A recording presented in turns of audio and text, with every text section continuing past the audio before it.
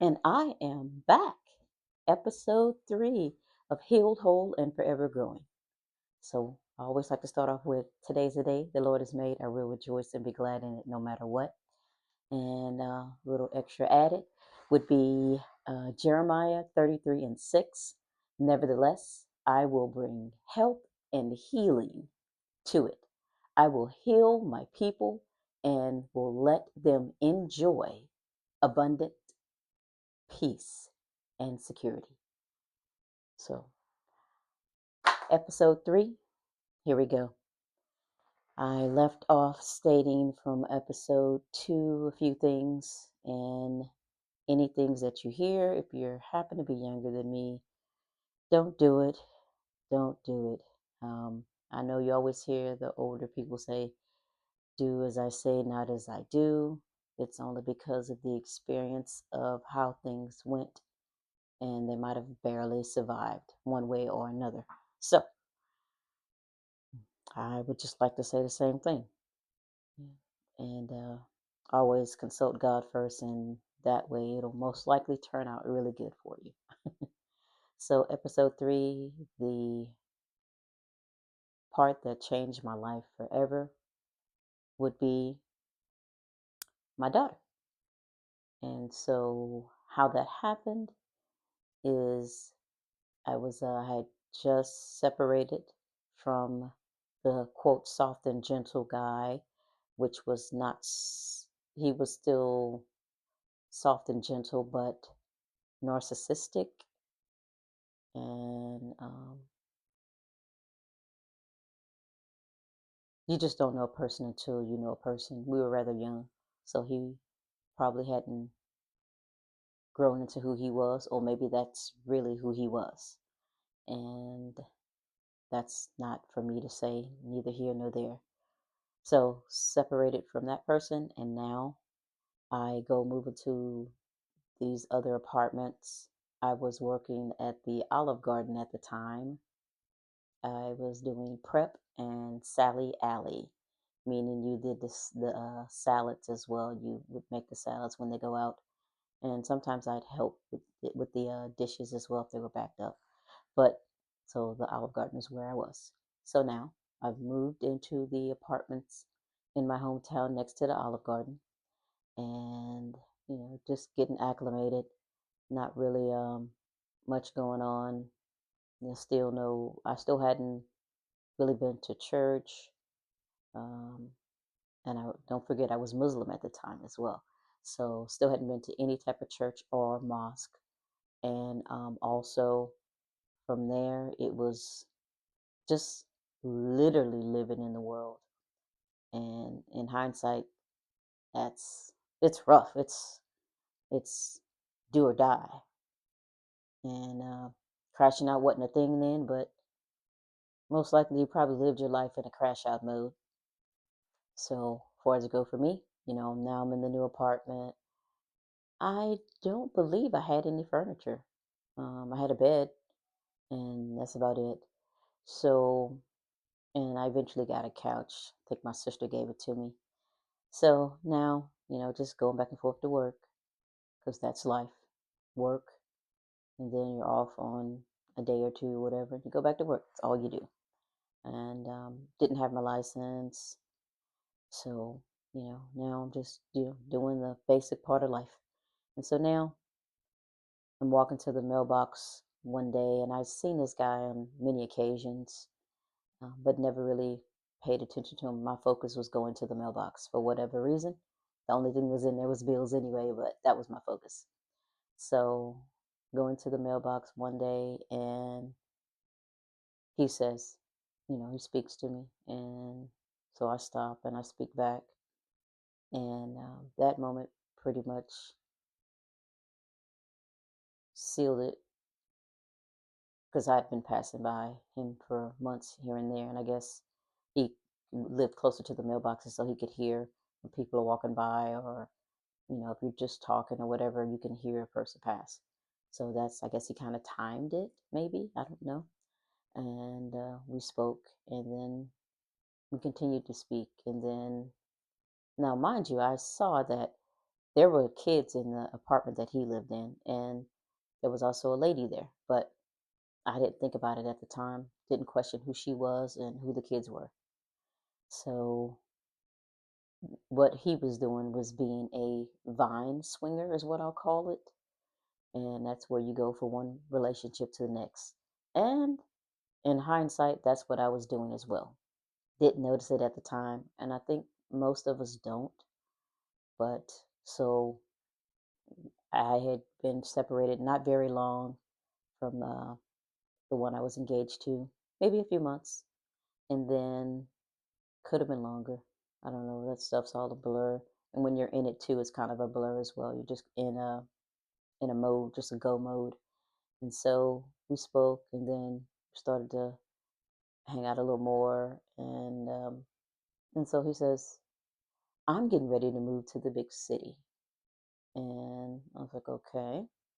And he was like, "You want to come?" And I was like, "Yeah, why not? I want to go to the big city." And just like that, thought about it and was like, "Yeah." And we had been around each other a whole lot more. I'd met his mom and his sister, and so moved to the big city. Let's leave this small town life and go live in the big city. The big city was the Dallas Fort Worth area, and I uh, I had a 1980 280ZX5 speed on with that car when I got it. That was my Porsche. You couldn't tell me anything. It was black and gold, gold pinstripes, black all around, and pinstripes on the side, and the T-tops came off. And you literally, it was old school. You had to unclamp them and pull them off and put them in the trunk or wherever. They were heavy too. Had glass. It was glass, part metal. And so once again, I'm a car girl. And so I had that car and didn't have a license, but I was driving around and training to start to get a license so I can go to the DMV and get a license. So he said, well, um, for some reason he didn't like that car, whatever reason, I don't know. And one day he comes back with a Ford Escort. And you went from a 1980 280ZX5 speed to a Ford Escort, which was also a standard. Both of them were standards. And the only difference is that one was a four-door. And so, but I didn't think twice about it. Once again, a boundary that was crossed that I didn't establish at the beginning, didn't realize it at the time. So, didn't say anything about it. He didn't even really own the car. That was my car. But, like I said, boundaries were not set. And so, didn't really think about it. And I was like, oh, we're together. So be it, investment. And so we moved to the Dallas Fort Worth area once again. And we moved to Poketown. And we lived in Havenwood Grill. Havenwood Grill is not Havenwood Grill anymore. Well, Havenwood Grill was the restaurant up the street, but Havenwood was the apartment I lived in, and we lived there for a little bit, and then we moved. He wasn't stable with work. I was, and then we moved from there to the HEB area, and there we would go. We would work and then go out to the club drinking and things like that with his sister and his cousins. And one rainy, stormy night, we made my daughter. And I was engaged, but I'm still not married yet. Um, and so that rainy and stormy night, we made my daughter. And then from there, he was still wanting to be around. But then, as I am hormonal, and then this would be his first kid. And he was just more so like, I guess it was okay to hang out and do things and kick it, but when you bring a baby into it, even though we were practicing like, you know, that's what we were doing, and she was a love child. I guess it became real to him, or maybe his trauma of actually just maybe what had happened to his family. Um, I don't know. But so therefore, he kind of backpedaled a little bit. And as he backpedaled, so now I'm in the big city here by myself, left my family. And he had, by then, he had moved his sister here, his cousin here. They had all lived with us at some point in time. Excuse me.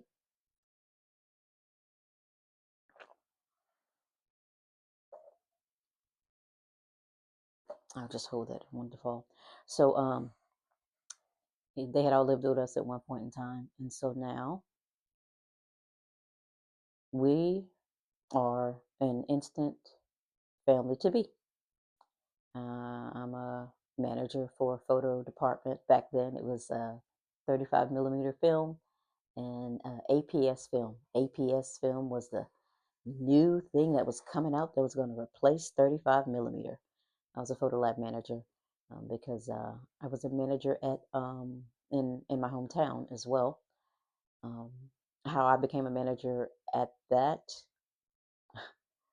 photo lab is the manager in my hometown. He would party all the time, so he'd never come into work. And a couple of times, the owners of the company came through and looked at the schedule, noticing that it was just me there majority of the time by myself. And so I instantly got promoted to manager in my hometown. So conveniently enough, when I was moved to the big city, Dallas Fort Worth area, they were just now opening up those 35 30-minute photo expresses in the Dallas Fort Worth area. So there was my job. And, I'm pregnant at this time. And so now we're just, doing basic life. He backpedals. And I'm like, okay, well, he didn't want me to keep the kid. And I was like, that has never crossed my mind. And so I was keeping her regardless and not really thinking about what that meant, that you were saying that you were going to be a single parent um, if he didn't stay or when he left. And so he stayed around for the most part, didn't go to any of the doctor's visits or anything like that. But um, we were still together. By then, we had moved his mom in with us, and she had her highs and lows. I don't know what that was about. Everybody has some type of things that they deal with, and if you don't deal with the past, it's definitely going to be in your future, and that's just from experience. So now I am so pregnant, and my daughter's due soon, and he still goes out to the club now since I'm pregnant. I don't go to the clubs or anything like that anymore. He goes with his cousin, his sister, even his mom. They were that type of family that they would go to clubs together and drink and drive, all the fun things. And so I was the goody goody girl, is how they looked at me. And so now we're still together. The due date's coming, and she actually, the due date was like the 21st, and she decided she wanted to come early. And of course, he was out at the club, and by then I was, let me stop there and rewind. I apologize. So by then, since, now I'm a manager for the lab, manager has manager duties, hired people, hired employees, bank runs, all the things. So, hey, guess what? Besides the fact you have a kid, you need to get it together and get your license. So I drive to the DMV without a license to get a license. And I had been driving, but not on the freeway. And so I would get on the freeway, but then I always exit right back off and take service roads. And so I went into the DMV and I took the written part, passed it the first time, no problem.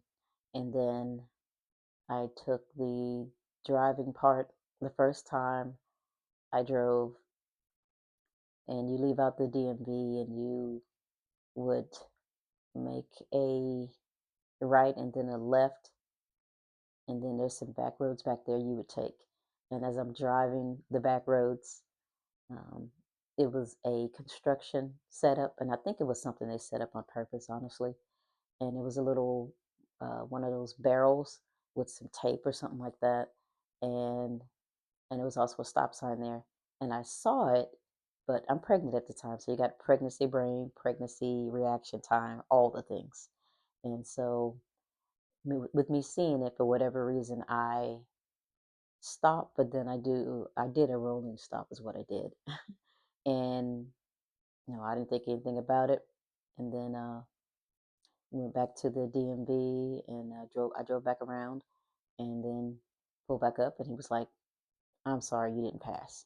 And I was like, "Okay." And I was a little bummed out about it, but whatever. I'm just gonna go back tomorrow and do it again. And so I went back the second time and I did the same driving test. Now I'm aware of the barrel thing. If it's there, if we go down that street, I go down that street, make sure I stopped fully and then, continue. And then after that, I, now he's taking me back to the DMV, and now we got to do the parallel parking. And I was in a Buick Skylark. I don't remember what year it was, but it was a Buick Skylark. It was a long car though, 4 doors for sure, and it looked like a baby Cadillac, and but it was a Buick Skylark. And so now I'm with this pregnancy brain, and I had practiced over the weekend of parallel parking, and I ended up parallel parking. I didn't get it the first time when I did a little turnaround, but the second time I did. And so I parallel parked. Give me just a moment. I got to step away. My uh, recording's getting ready to stop.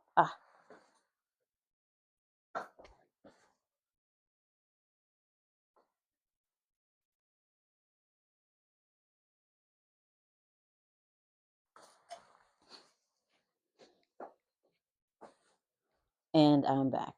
I do apologize. One woman show. Me and Jesus doing this thing. So so now I'm attempting to parallel park. So like I said, I didn't get it the first time. Pulled up, backed up, didn't get it. Then I pulled up again and backed up, and I got it. And so now after I did that, and then pull back in, park the car, whatever, and the guy's last name was it was a state trooper, actually, state trooper that I was driving with that time, and I forgot his name. I don't know if it was Rodriguez or Garcia, one or the other. And so he told me I passed, and I jumped up and I hugged him. First time I ever hugged a cop, and was happy about it. Well, he's a state trooper, forgive me, but first time I'd ever hugged a state trooper. And so now I have my license, and so now I drive myself back and forth legally. Got insurance. I had insurance, um, and then so now time to have her. She comes 10 days early, and I was at home cooking, and I cut my finger, and making steak, rice, gravy, you know, stuff like that. And after I cut my finger, I said, "Ooh, that hurt," and it kind of made my heart jump a little bit. And yeah, for some reason, I just didn't take that pain well at that moment. And so I was like, okay, well, stopped it from bleeding, but I still was like in my chest, and something else is just like, I don't know. I don't like this. I don't like this feeling. Whatever this is, I'm not quite sure about it. And so I talked to his mom. His mom's there. She lives with us. And I said, "Hey, you want to take me to the hospital?" And she says, I said, "You want to drive me to the hospital?" She says, "No." And like I said, she had her highs and lows. And I don't feel like she was on a low, but she said no. So whatever. And so I get in the car and I'm getting ready to drive and take myself to the hospital. And she gets in the car with me. So I get to the hospital and come to find out, hey, you're in labor. So I was in labor for 12 hours and he came like an hour, maybe 2 hours before I was getting ready to actually have her. So he was there. Somebody called him. I don't know if she called. I guess maybe when he came home from being at the club, he realized I wasn't home. So, okay, she can only be one other place. And he was correct. And so I don't know if his mom called him or whatever, but I think that's what the story I remember him telling me. And so he got there, and he held my hand. I pushed, and there's my 7 pound, 11 ounces, beautiful baby girl. And she is the best thing that had ever happened to me in my life. Um, she changed it. So it wasn't about me anymore, it was about her. I had a baby shower due to the people I worked with at the 30-minute Photo Express. Um, so, had crib, things like that. Um, and we were okay, me and him. We were okay. And then somewhere along the line, he was still doing the same thing. The only thing that changed was me and my world is what changed. So I'm like, okay, you got to get it together, girl. So I got it together, and he decided he didn't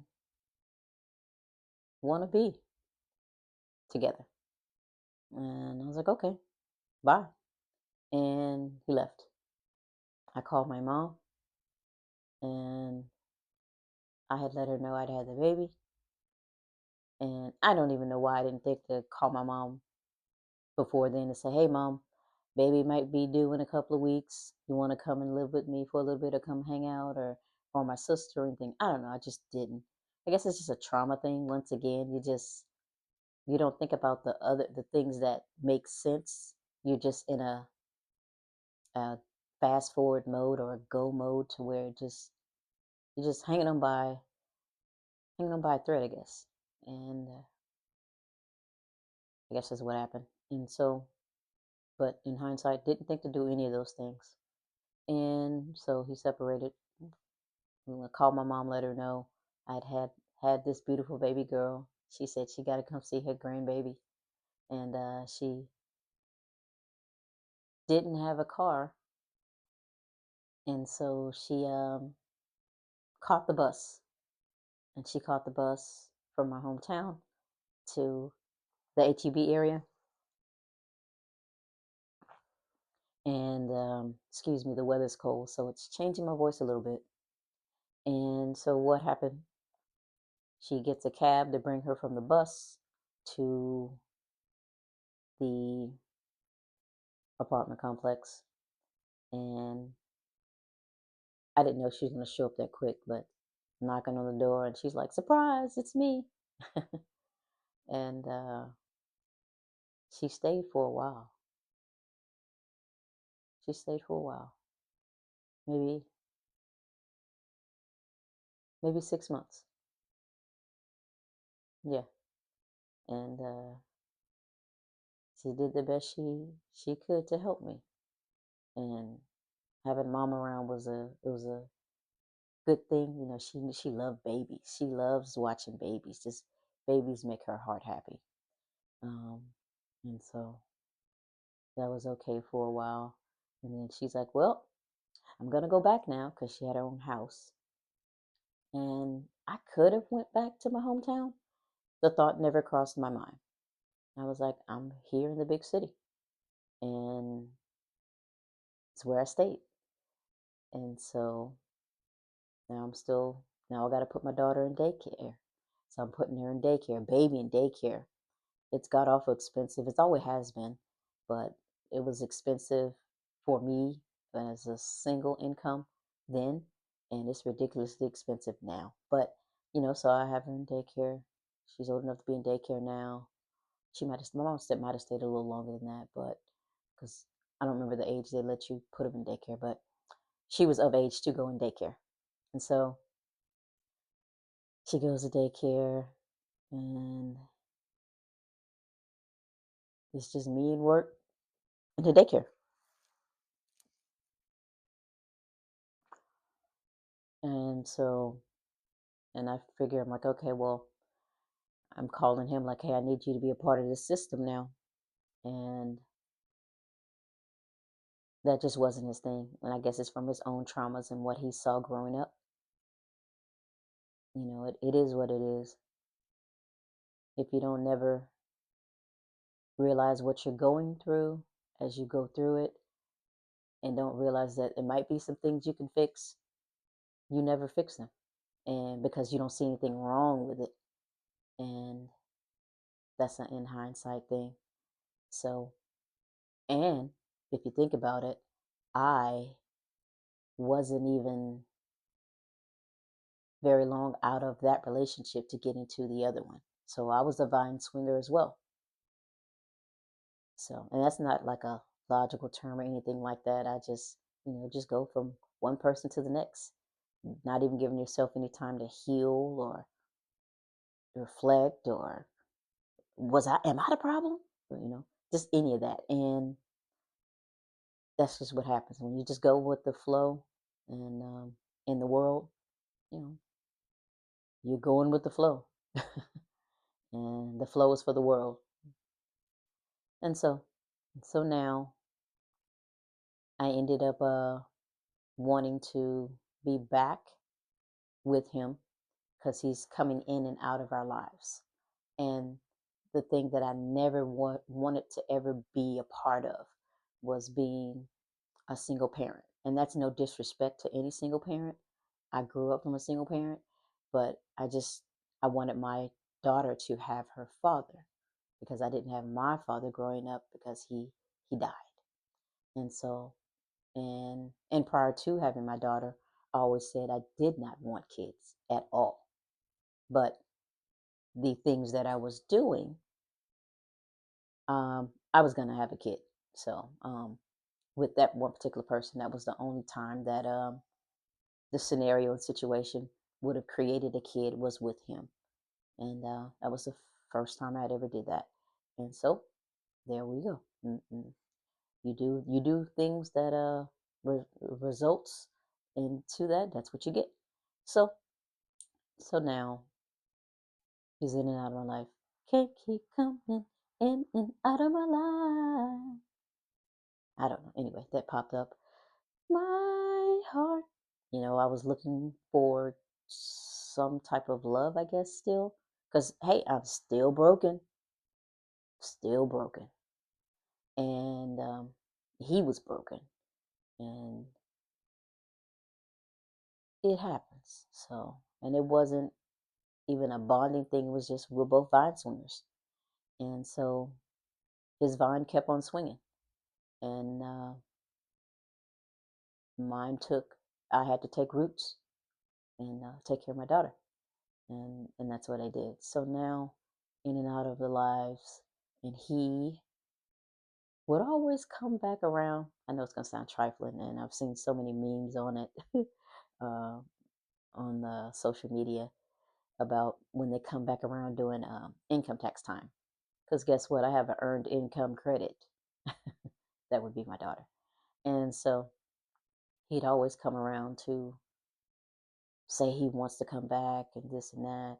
And me not having him out of my system yet, I would let him. I would let him have access to me. And I did that off and on for quite some time. And my mom, she never really said much. My family never really said much to me about relationships.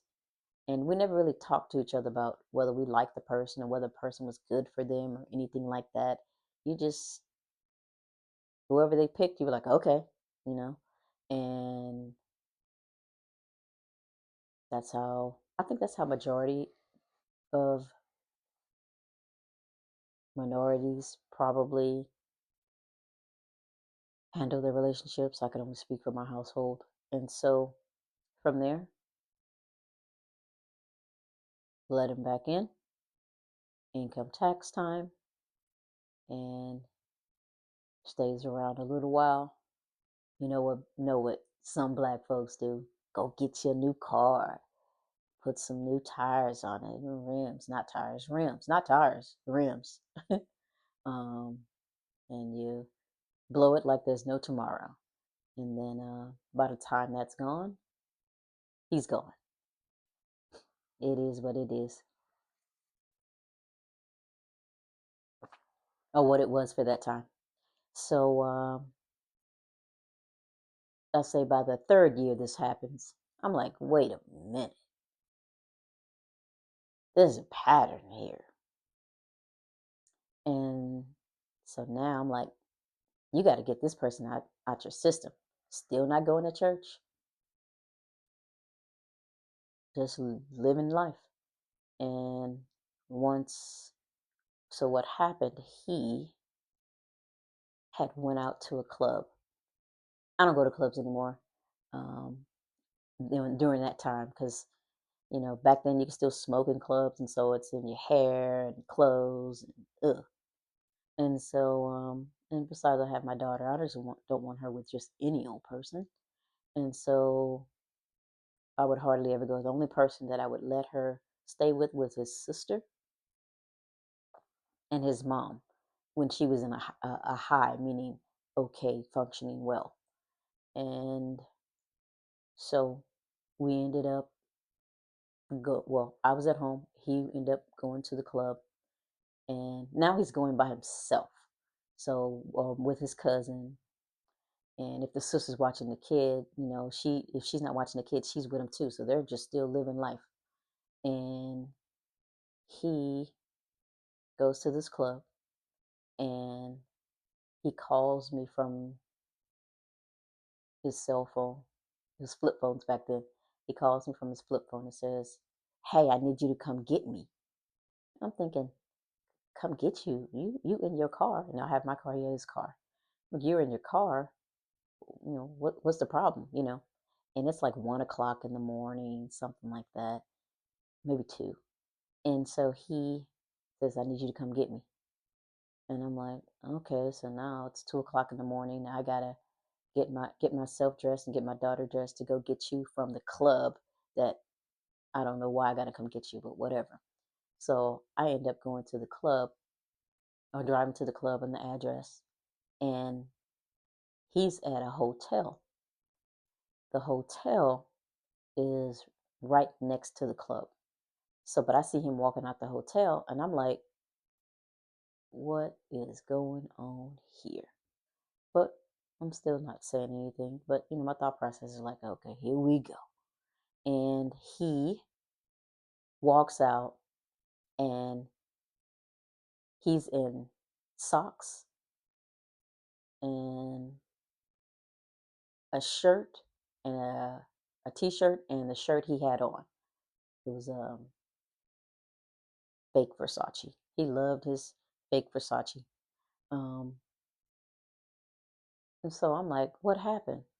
And he's like, oh, well, when I came out the club and I had been drinking too much, and some guys, they saw me come out and they hit me over the head, and they took my wallet and my keys, but they didn't take the car. because the car's in the parking lot. And so I'm like, okay, whatever. It's 2 o'clock in the morning.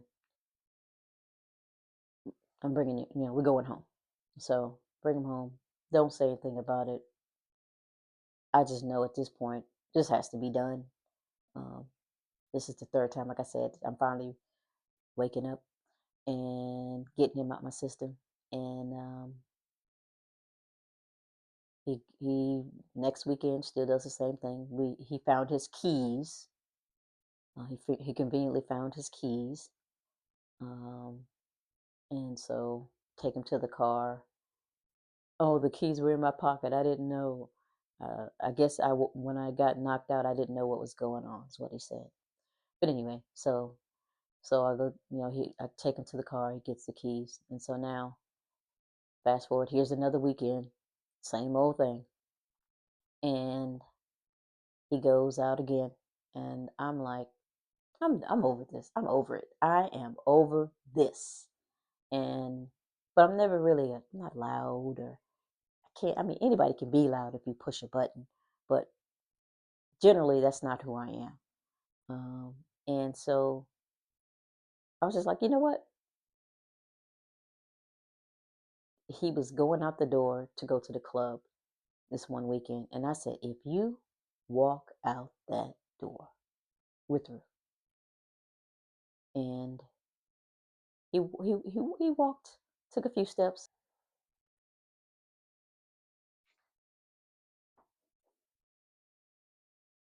So I'm back here. Sorry about that. So what happened is I said, if you walk out the door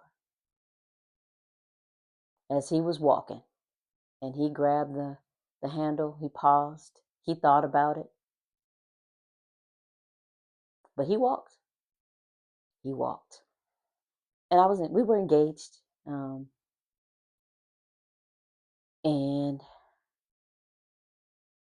I don't know if he was like, got me the ring for the fact of it's the right thing to do, but I know he cared. He just wasn't ready to be a father, if that makes sense. And you gotta do things properly, meaning live for God. But I had not thought about, I hate to say it, but God in that aspect of if I live my life for God, everything's going to be okay. Um, it just hadn't crossed my mind yet. And so you do what the world does. And the world will eat you up and spit you out every time, never fails. And so he grabbed the handle, he walked out the door. On to the club he went. And I knew then, though, because I was like, you know what? This is the third time, and I knew I was over it. I knew I deserved better, even though I hadn't seen it, but I knew I deserved it. And this is not what I deserved, any of this. And so now I'm where I didn't want to be, even though she's a love child, where I didn't want to be by myself with a kid. And life lesson learned. She's the best thing that ever happened to me. I wouldn't change it for anything in the world. If I would have did it by God's way, it would have been a whole lot different and a whole lot better. Um, so I still believe that I was blessed with her. And he left. And I just kept living life. And so now I am not questioning really much of life. And like I said, my friend, she was like, you don't do anything. You don't go anywhere. You just go to work and home. And I'm like, yeah, I'm good. And she's like, no, that's not good. And so maybe a part of her saw that maybe it was like a little postpartum or something. And I don't know what she saw, or was she just one of those like, let's get out and let's go step in and do these things. Go enjoy yourself. And so she was one of the godmothers. My daughter has two godmothers, and this one, she said, "Hey, come hang out with me and my friends." So I'd hang out with her in the pool, stuff like that. Um, Not much, Christmas, maybe Thanksgiving, birthdays, and stuff like that. Um, she would, she was just, we were really good co-workers, and then became friends outside of that, um, due to that job. And so some stuff she didn't know, and she'd call me, and I'd lean on her for other things. So it kind of was a perfect pair when it came to the working environment. And then it was good to have a friend outside of work to hang out with. And so she became my daughter's godmother, one of them anyway. And so from there, I was actually, doing things now. And maybe by then, my daughter,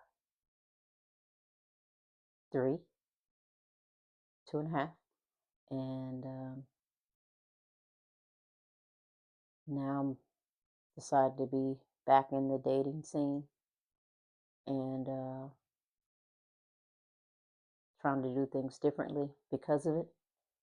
And so I don't even remember how I met the guy, but he had already had a whole bunch of kids, and he had a car like the character Medea, the gold car. He had one of those, and he loved to bowl, and so we go bowling all the time. And he was a he wasn't stable. Like he would stay with his mom, I guess, but I didn't know at the time. He brought me over to visit his mom all the time, never his place, but I've always had my place. Red flag, didn't notice at the time. Just very naive, and it is what it is. And so then met his parents and things like that. His kid met his kids, and he would drive all the way to Dallas to come see me in Fort Worth, and we'd go bowling and go to the movies and things like that. And one day he came to visit, and I noticed scratches on his back, still out there acting grown. And by then I had some family members living with me as well. Um, and so I had babysitters, and noticed scratches on his back. And he was like, "That must have been from you." No, not me. And so from there, we were done. And now the family members I had living with me were like, just still okay. Still just, they got a roof, I got a roof, we're good. And doom, doom, doom, doom, the guy comes back into my life. The guy, my daughter's dad.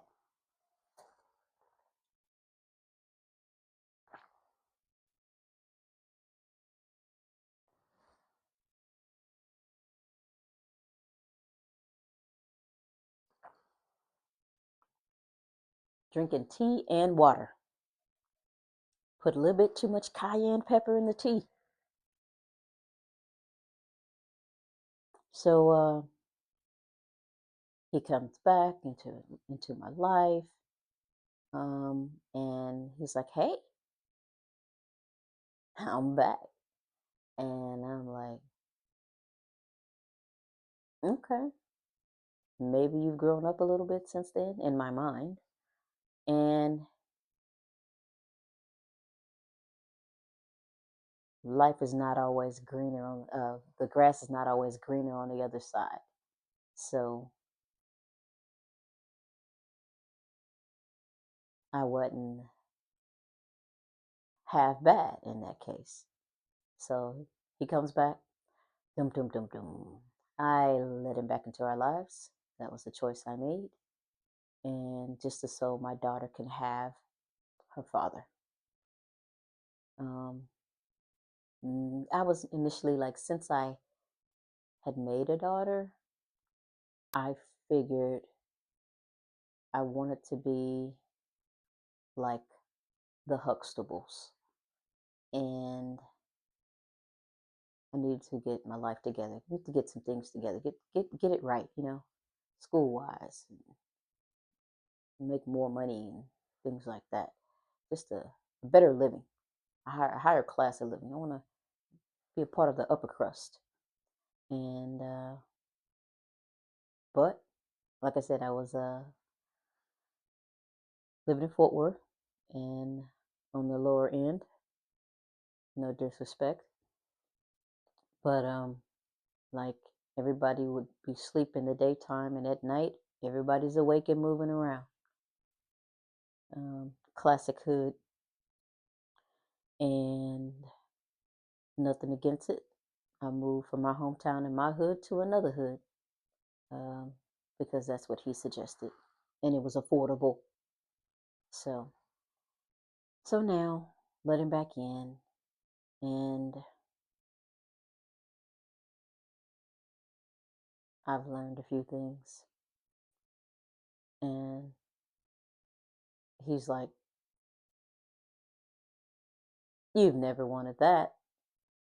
Being grown, hint, hint. If you kind of get where I'm going with that, and so he and I was like, whatever, because he was the only guy that I had ever had unprotected with. And so, you know, we're both a little older now. And he was older than me anyway by maybe 5 years, maybe. And, but he didn't act like he was older in age, but not in mentality wise. I was more mentally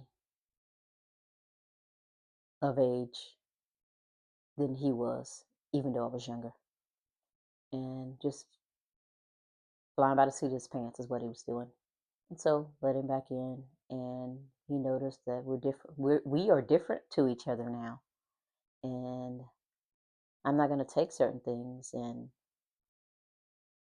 it's who you met when we first moved here. That's not who she is. Um, I deserve better,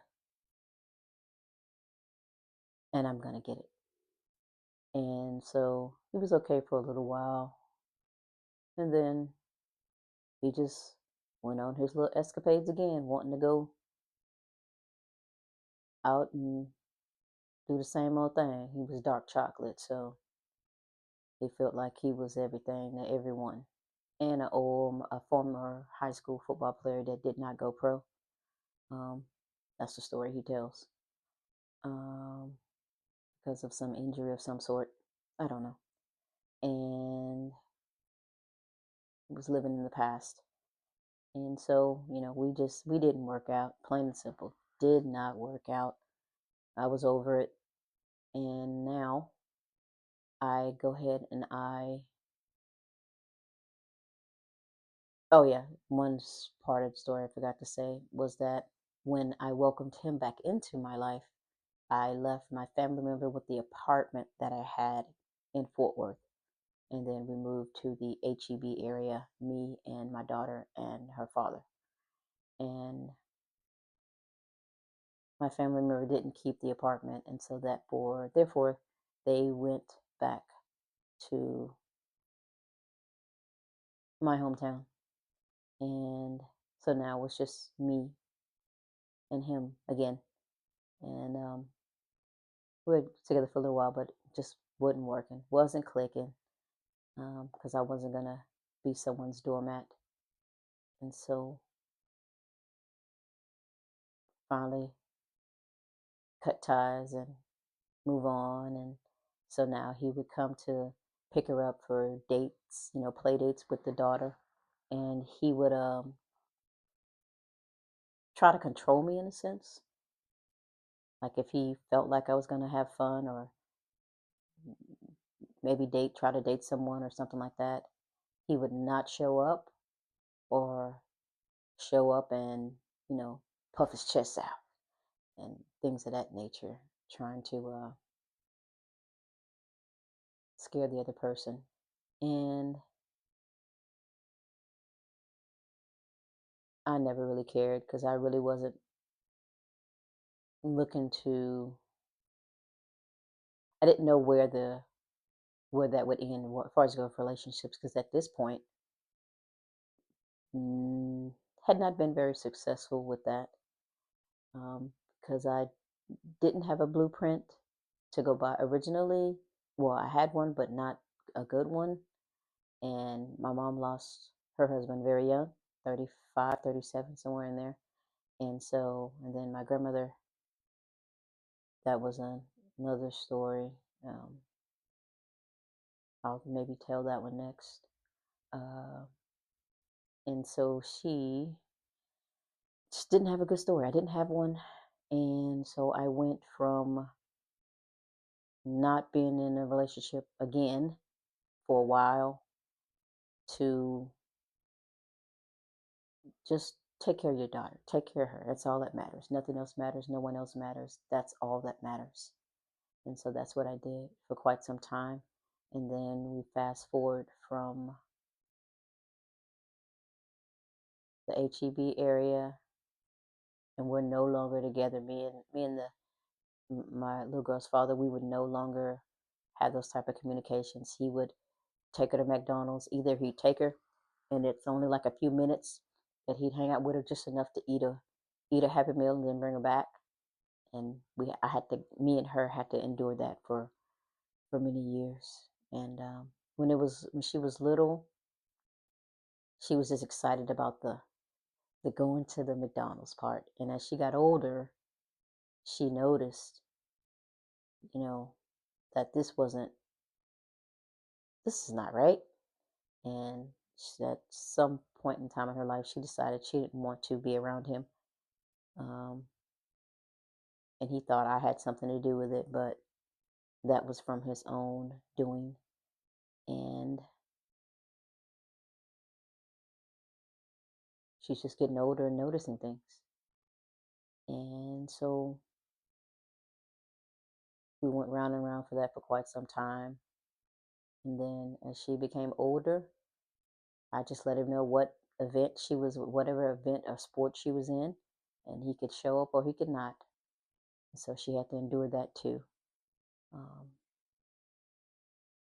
that was kind of hard to deal with. No, not kind of. That was really hard to deal with. And because she's loved, but then she's feeling rejection, abandonment, and confusion of why daddy's not in the household. And those are a lot of things for a kid to process. And that's what a single parent has to deal with. That and then some, and all the sick nights. She had asthma. Um, I'm paying for the medicine. I'm taking care of doing it all. And it was a bit much, but I was gonna never tap out. Baby girl, I got you. I'm gonna be there no matter what. I will be here. I even made her up a nursery rhyme. She loved watching Barney and Teletubbies. Now I hear that Teletubbies were like something weird. I don't know how true that is. I ain't even gonna talk about it. But I would sing her a song to sleep, and it was I redid Barney. So it would be like, see here. I love you, you love me, we're a happy family. With great big hugs and kisses from me to you. Won't you say you love me too? And then I would go into it again. I love you, you love me. We're a happy family. You're beautiful, you're smart. It's a whole bunch of stuff in there. I won't give out the whole song, but won't you say you love me too? Uh, yeah, but that was our little personal song. I won't give out all the words, but she's beautiful, she's smart, you know, all the other things. And I always tucked her in, just made sure that she knew that I loved her and she had my love no matter what. And I feel like that it can never replace a father's love. Um, and I understand it, but I did the best I could. And so we lived and we lived. And so as she got older, she became more vocal, um, whether she wanted to be with him or not. So, and that's just my beautiful daughter. And she, fast forward, we go all the way to 12 to 16. Let's go all the way. Let's fast forward. So now at 12, he's coming to get her more. And now he's buying her in a sense. He's spending money on her and buying her. And so that worked for a while. And that's the kind of relationship they end up having. He planted seeds of doubt, things of that nature about me. I never said anything bad about him. It didn't work out. It didn't work out. I chose wrong.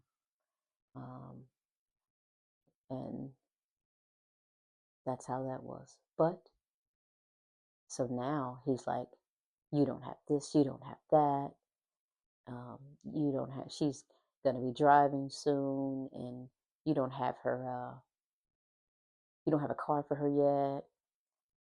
Scholarships, how are you going to do that? Now, mind you, he's supposed to be the house you're going to do was is not one person in this, it's somebody else in this too. But he he did the bare minimum, uh, beyond the bare minimum, and but I never not said anything that was not true.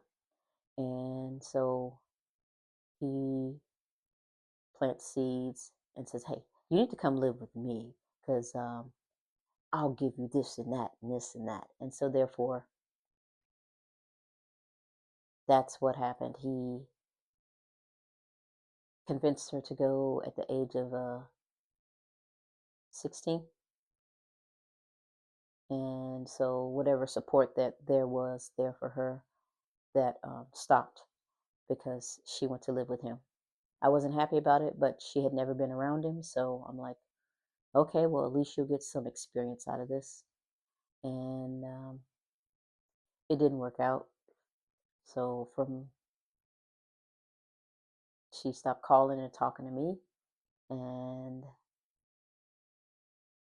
that hurt, not being able to hear your child's voice for many years. And even if it's just a day, as a parent, it feels like forever. But it was truly a few years. And I just now at this point, I'm uh I'm going to church, and 2006, yeah, 2006, going to church and different churches, and then I find the Potter's House, Fort Worth. And my daughter, she went a few times as well before she left. So she was going to church too, having a foundation being built. And I'm just worried about my daughter and living life with her and going to church. Um, and by this time, I'm also actually married. Um, this would be my second marriage. So how the married part went is one that was 9 years older, and the other one was 3 years younger. Um, I guess that's where I will stop, and we can pick up and talk about the marriage thing and tell you where that begins and ends, and we'll go from there. So, this has been Healed, Whole, and Forever Growing, and I appreciate your time, and I'm just telling my story, and so it can help someone else. So, once again, today's the day the Lord has made. I will rejoice and be glad in it no matter what. You guys be blessed. I love you. Until next time.